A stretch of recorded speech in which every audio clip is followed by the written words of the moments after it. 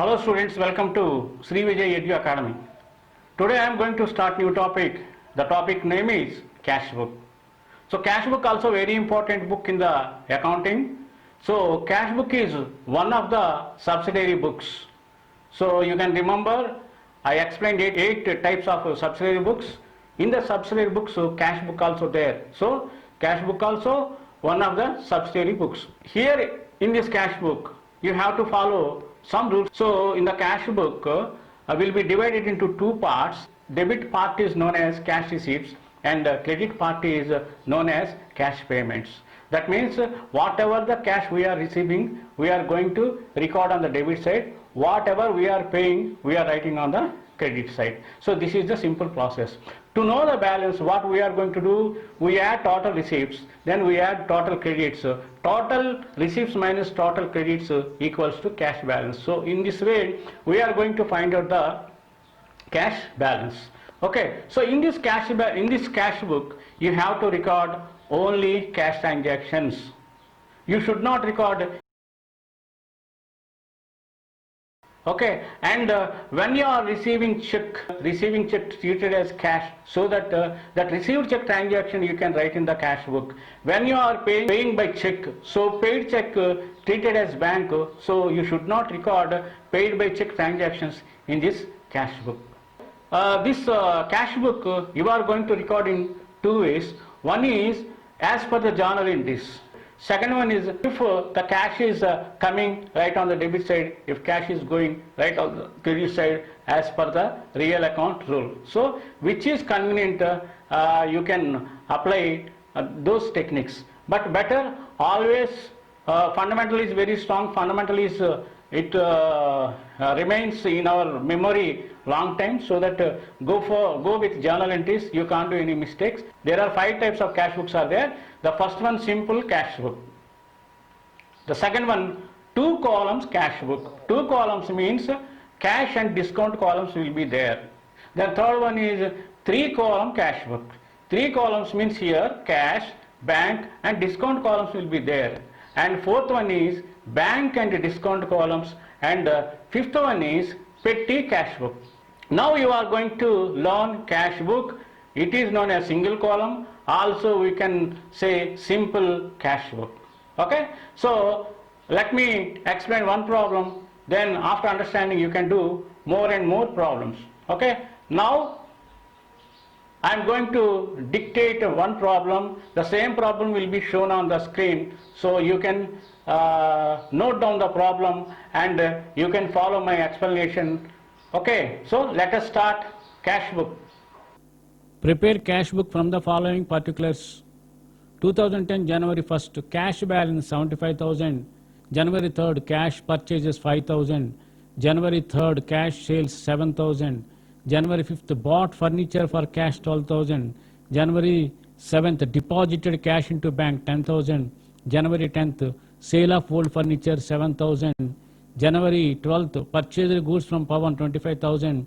January 14th, received bank interest 5,000. January 18th, drawings 7,000. January 25th, bought machinery for cash 12,000. January 31st, paid for office furniture 10,000. January 31st, wages paid. So date particulars, LF amount, date particulars, LF and amount. So first transaction 2010 January 1st, cash balance means debit side we should write to balance BD 75,000. Then January 3rd, cash purchases account it are to cash, that means cash is going, so credit side you should write 2010 January 3rd by purchases amount is 5,000. Then January 3rd, cash sales means cash account it are to sales, that means cash is coming, so debit side we should write to sales and amount is 7,000. Then January 5th, bought furniture for cash, that means we are buying furniture account it are to cash, cash is going, we should write credit side buy furniture 12,000. Then January 7th, deposited cash into bank means bank account it are to cash, we should write on the credit side. January 7th, by bank amount is 10,000. Then January 10th, sale of old furniture, cash account it are to sales. So cash is coming, so debit side we should write January 10th to old furniture account, then amount is 7,000. Then January 12th, purchased goods from Pawan means it is credit transaction. We should not record in this. January 14th, received bank interest means cash account it are to interest, so cash is coming, so debit side we should write January 14th to interest, the amount is 5,000. Okay, next drawings. Drawings means expenditure, so drawings account it are to cash, so it is a payment, so credit side January 18th, buy drawings, the amount is 7,000. Then January 25th, bought machinery for cash means machinery account it are to cash, that means cash is going out, so credit side we should write January 25th, buy machinery, the amount is 12,000 rupees. Then January 31st, paid for office furniture means it is office furniture account it are to cash, so it is payment, so credit side January 31st we should write buy office furniture, amount is 10,000.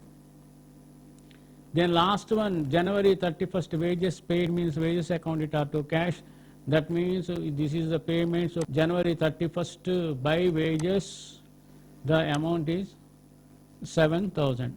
After that we should add debit side and credit side, so debit side is higher, so we should add debit side, it comes 94,000. The same amount will be shown on the credit side 94,000, and after that all credit items should be minus from 94,000, so we are going to get 31,000 is the balance, so in front of 31,000 we should write January 31st by balance CD.